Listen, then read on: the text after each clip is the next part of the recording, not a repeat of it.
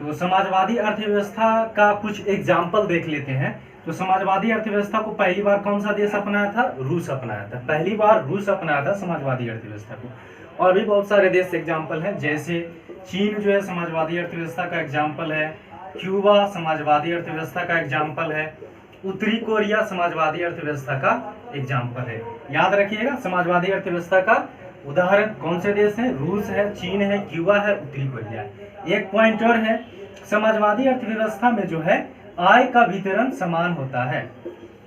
आय का वितरण कैसा होता है? समान होता है। यानी कि कोई 3 घंटा काम करे तो भी उतना ही आय, कोई 5 घंटा काम करे तो भी उतना ही आय सरकार के द्वारा दिया जाता है, क्योंकि यहाँ पर कोई प्राइवेट कंपनी, प्राइवेट फर्म या फिर प्राइवेट उद्योग, कल कारखाने ये सब नहीं होते हैं। यहाँ सब जो भी होते हैं सरकारी होते हैं। तो यहाँ पर आय का वितरण सरकार के द्वारा किया जाता है, और ये जो है आय का वितरण सभी नागरिकों का क्या होता है? यहाँ पर समान होता है। अब देखते हैं कि राज्य या सरकार की भूमिका के आधार पर कौन से तीसरे प्रकार की अर्थव्यवस्था है? तो तीसरे प्रकार की अर्थव्यवस्था है मिश्रित अर्थव्यवस्था। तीसरा में आपका है मिश्रित अर्थव्यवस्था। इसको इंग्लिश में कहा जाता है मिक्स्ड इकोनॉमी। देखिए मिश्रित अर्थव्यवस्था क्या है? तो मिश्रित अर्थव्यवस्था का परिभाषा है कि वैसी अर्थव्यवस्था जिसमें समाजवादी और पूंजीवादी दोनों प्रकार की अर्थव्यवस्थाओं का गुण पाया जाता हो, मिश्रित अर्थव्यवस्था कहलाता है। देखिए मिश्रित में समाजवादी प्लस पूंजीवादी दोनों प्रकार की अर्थव्यवस्थाओं का गुण होगा। यानी कि समाजवादी मतलब सरकारी, पूंजीवादी मतलब प्राइवेट। तो सरकारी और प्राइवेट दोनों यहाँ पर जो है मौजूद होता है। और समाजवादी को हम लोग क्या कह सकते हैं? सार्वजनिक। और पूंजीवादी यानी कि सार्वजनिक प्लस पूंजीवादी यानी कि निजी। सार्वजनिक और निजी क्षेत्र दोनों का सह अस्तित्व ही मिश्रित अर्थव्यवस्था कहलाता है। सार्वजनिक क्षेत्र और निजी क्षेत्र दोनों के सह अस्तित्व को कौन सी अर्थव्यवस्था कहते हैं? मिश्रित अर्थव्यवस्था।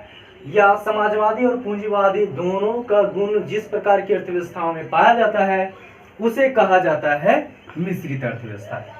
अब एक पॉइंट इसमें समझिएगा कि मिश्रित अर्थव्यवस्था में उत्पादन के समस्त साधनों पर सरकार का अधिकार होता है। इसमें देखिएगा मिक्स्ड इकोनॉमी या मिश्रित अर्थव्यवस्था में उत्पादन के समस्त साधनों पर किसका अधिकार होता है? तो राज्य का अधिकार होता है, या सरकार का अधिकार होता है, या समाज का अधिकार होता है। ये चीज देखिए ध्यान से समझिएगा कि राज्य का मतलब क्या हुआ? राज्य का मतलब हुआ देश का, सरकार मतलब वहां का जो सरकार है, समाज मतलब वही हुआ राज्य यानी पूरा देश का। समाज का मतलब क्या? पूरा देश का, वो चीज है। उत्पादन के समस्त साधन में जैसे बताए थे, उत्पादन के साधन में भूमि, पूंजी, श्रम आता है, और भी जैसे प्राकृतिक साधन। उत्पादन के प्राकृतिक साधन में अगर हम बात करें तो उत्पादन के प्राकृतिक साधन में क्या आएगा? वन आएगा, नदी आएगा, पहाड़ आएगा, और जो तेल वगैरह निकाला जाता है, तो ये सब क्या उत्पादन के प्राकृतिक साधन है। तो इस पर किसका अधिकार होता है? राज्य या सरकार या समाज का अधिकार होता है। जैसे भारत का एग्जाम्पल अगर लिया जाए तो भारत में वन पे किसका अधिकार है? सरकार का अधिकार है, यानी कि राज्य का। अगर उसी को हम तीसरे शब्द में कहें तो समाज का अधिकार होता है। नदी पे, पहाड़ पे, या फिर अंदर से जो तेल वगैरह निकलता है तो वो जो है उस पर, इन सभी चीजों पर किसका अधिकार होता है? राज्य का, सरकार का या समाज का अधिकार होता है। अब देखिए मिश्रित अर्थव्यवस्था जो है पहली बार, ठीक है, मिश्रित अर्थव्यवस्था पहली बार अपनाया गया था फ्रांस के द्वारा। मिश्रित अर्थव्यवस्था पहली बार किसके द्वारा अपनाया गया था? फ्रांस के द्वारा। और कब अपनाया गया था? तो ये 1940 ईस्वी में अपनाया गया था मिश्रित अर्थव्यवस्था पहली बार फ्रांस के द्वारा। भारत में भी मिश्रित अर्थव्यवस्था ही अपनाई गई है। यानी भारत में अर्थव्यवस्था का कैसा स्वरूप है? तो मिश्रित अर्थव्यवस्था, ना पूंजीवादी है ना समाजवादी है। कैसा है? तो मिश्रित अर्थव्यवस्था है। इसका एग्जाम्पल देखें भारत में कैसे मिश्रित अर्थव्यवस्था का स्वरूप है, तो देखिएगा भारत में सरकारी और प्राइवेट दोनों चीज है। जैसे कि भारत में देखिए सरकारी स्कूल भी है तो प्राइवेट स्कूल भी है, भारत में प्राइवेट कंपनी भी है, सरकारी कंपनी भी है। जैसे अगर देखते हैं तो तेल वगैरह जो निकाला जाता है अंदर से, वो उस पर किसका अधिकार है, सरकार का, राज्य का या समाज का। लेकिन वहां जो है, वहां पर जो काम करने वाली कंपनी है वो प्राइवेट कंपनी भी होती है, ठीक है। तो यहाँ पर मिश्रित अर्थव्यवस्था का सबसे बड़ा उदाहरण अभी देखें पूरे विश्व में तो भारत है, ठीक है। भारत में बताएं मिश्रित अर्थव्यवस्था में समाजवादी और पूंजीवादी दोनों का गुण होता है, सरकारी और प्राइवेट दोनों चीज है। बहुत सारा चीज में देखिएगा सरकारी प्राइवेट। अब तो सरकार जो है रेलवे का भी प्राइवेटाइजेशन की बात कर रही है। इसका मतलब समझ रहे हैं, रेलवे जो है अभी पूरी तरह से जो सरकार के अंडर में थी, अब वो अगर उसका प्राइवेटाइजेशन होगा यानी कि निजीकरण होगा तो वो पूंजीवादी अर्थव्यवस्था का गुण है भारत में, इसलिए सरकार इस चीज को निजीकरण करेगी। अगर भारत में समाजवादी अर्थव्यवस्था होता तो भारत सरकार जो है इस चीज को निजीकरण नहीं कर पाती। लेकिन भारत में पूंजीवादी और समाजवादी दोनों का मिश्रित रूप है यानी कि मिश्रित अर्थव्यवस्था, इसलिए भारत सरकार जो है रेलवे को प्राइवेटाइजेशन कर सकती है, ठीक है ना। तो ये आपका यानी कि देख सकते हैं कि भारत जो है मिश्रित अर्थव्यवस्था का सबसे बड़ा उदाहरण है। यहाँ पर बहुत सारे प्राइवेट कंपनियां, सरकारी कंपनी भी है, बहुत सारे प्राइवेट स्कूल है, बहुत सारे प्राइवेट या सरकारी स्कूल है, बहुत सारे प्राइवेट बैंक भी है, कुछ सरकारी बैंक भी है। तो ये मिश्रित स्वरूप है, इसलिए ऐसा है। तो भारत जो है मिश्रित अर्थव्यवस्था कब अपनाया था, तो 6 अप्रैल 1948 को, याद रखिएगा। भारत 6 अप्रैल 1948 ईस्वी में, 6 अप्रैल 1948 ईस्वी को भारत मिश्रित अर्थव्यवस्था का स्वरूप अपनाया था।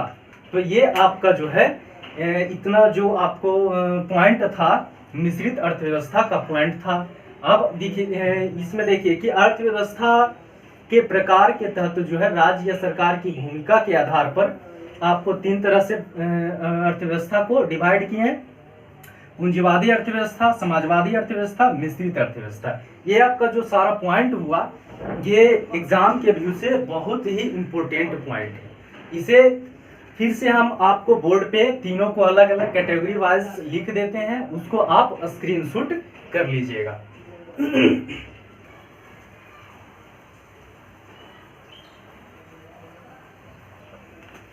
तो देखिए अर्थव्यवस्था के प्रकार को जो है राज्य या सरकार की भूमिका के आधार पर 3 तरह से इसको बांटे थे, पूंजीवादी, समाजवादी और मिश्रित। इतना चीज आपको समझा दिए थे। इसका स्क्रीनशॉट कर करके आप जो है इसको अपना नोट्स तैयार कर सकते हैं, ठीक है। इसको स्क्रीनशॉट करके नोट्स तैयार कर लीजिएगा। अब देखिए एक बार फिर से इसको रिवाइज करवा देते हैं फास्ट में। पूंजीवादी अर्थव्यवस्था में क्या होता है, तो उत्पादन के समस्त साधन पर निजी अधिकार होता है। निजी अधिकार मतलब निजी क्षेत्र का कंपनी, कल कारखाना, ठीक है, सो जो सब निजी होता है।